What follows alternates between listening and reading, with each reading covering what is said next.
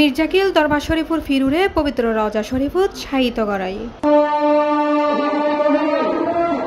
শনিবার ফজর ৯টার সময় জানাজা শেষে তারে দাফন করায়। তার জানাজায় ইমামতি করে সাহেবে সাজ্জাদা হজরত পঞ্চম শাহ জাহাঙ্গীর মাওলানা সৈয়দ মোহাম্মদ মকসুদুর রহমান।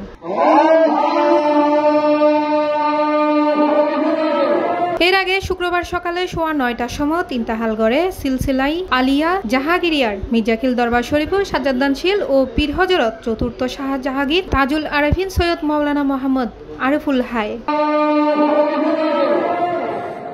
তার ইন্তাহালে দেশ বিদেশের বিভিন্ন সিলসিলার বিয়াক সাজ্জাদানশীল সারা দেশের ভক্ত মুরিদ আশেকে ও অনুরাগীদের মাঝে নামিয়েছি গভীর শুকুর ছায়া। জ্ঞানের আলো, আধ্যাত্মিকতার দিশা ও মানব সেবা ওনার অবদান চিরস্মরণীয় হয়ে থাকিব।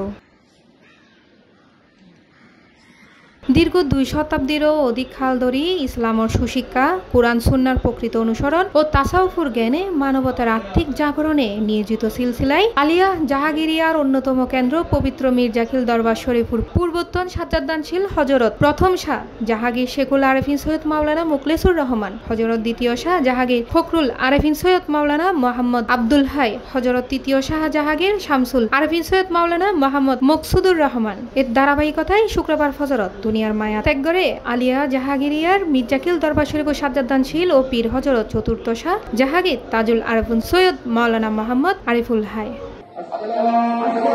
C+ TV, Chittagong.